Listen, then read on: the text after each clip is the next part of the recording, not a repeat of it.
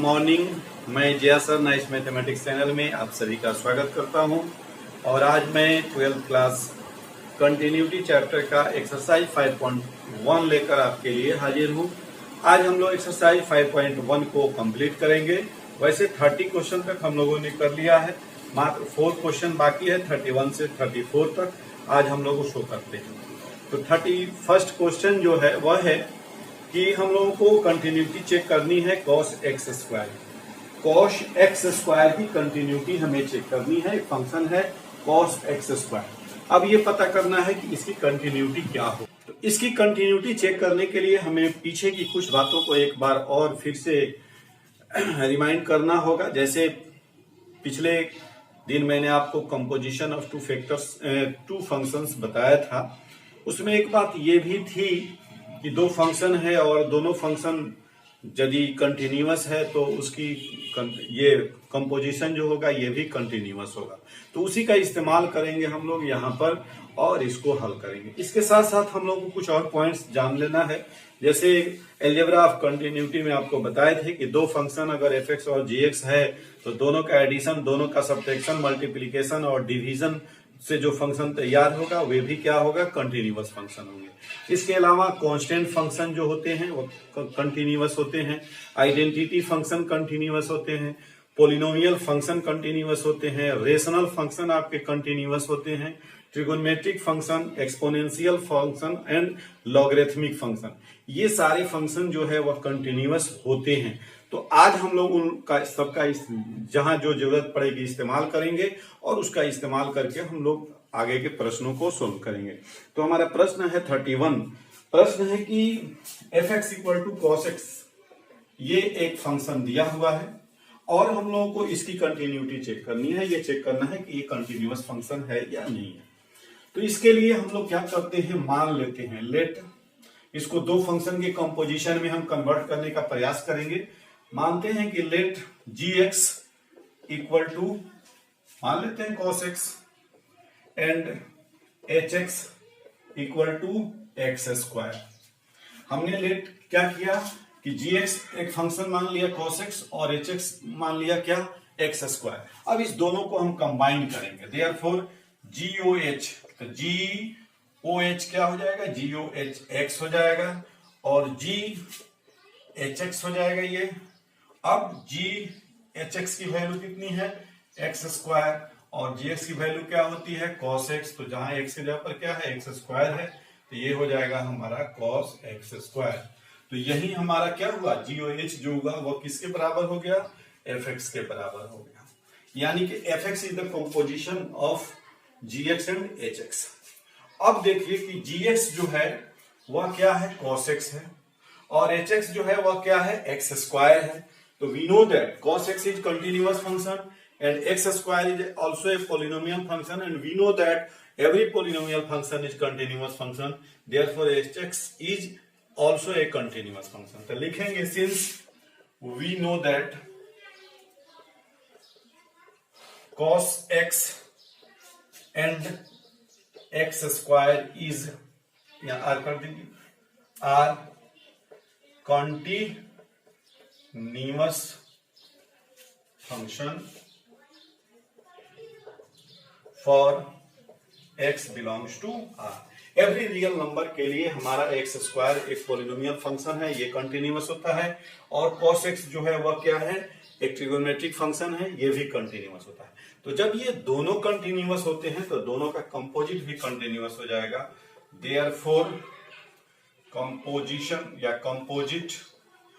composition of क्या क्या है, gx and hx is continuous function, that is goh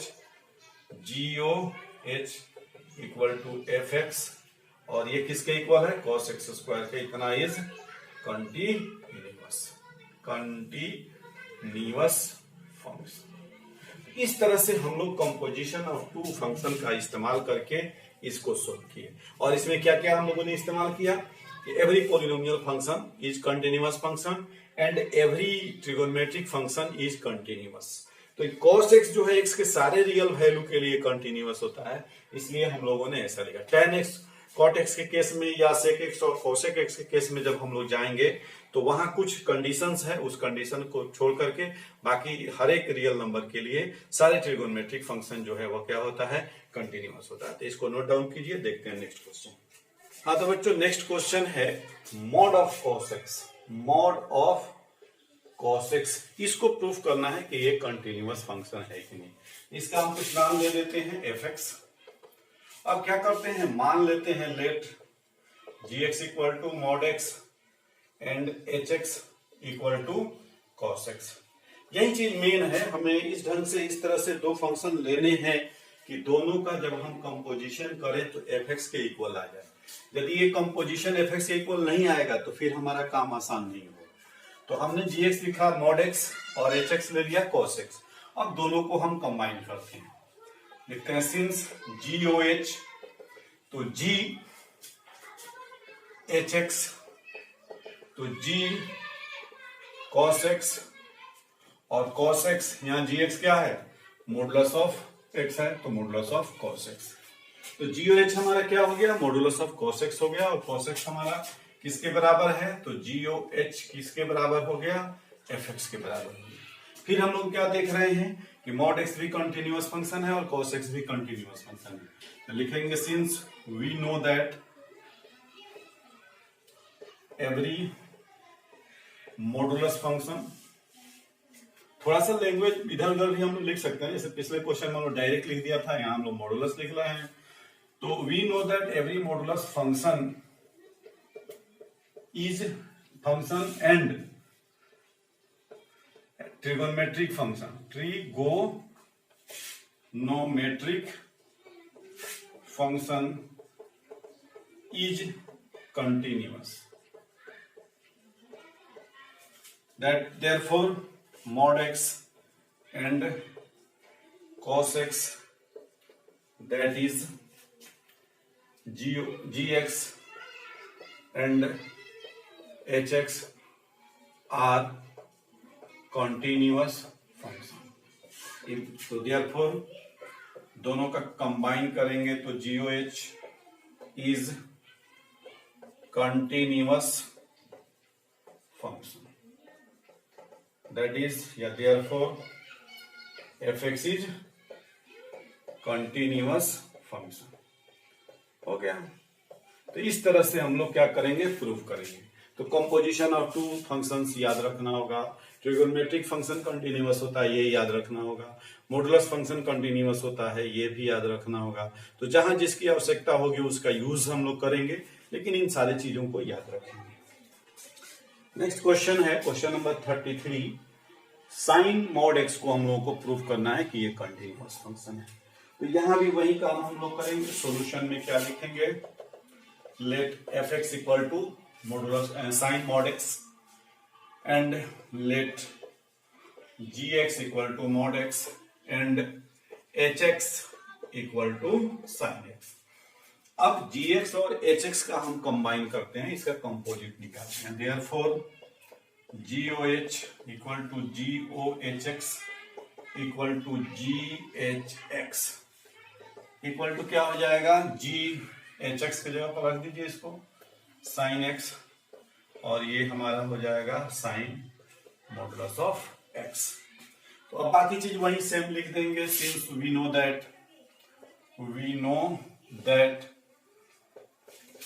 mod x and sin x are continuous function, therefore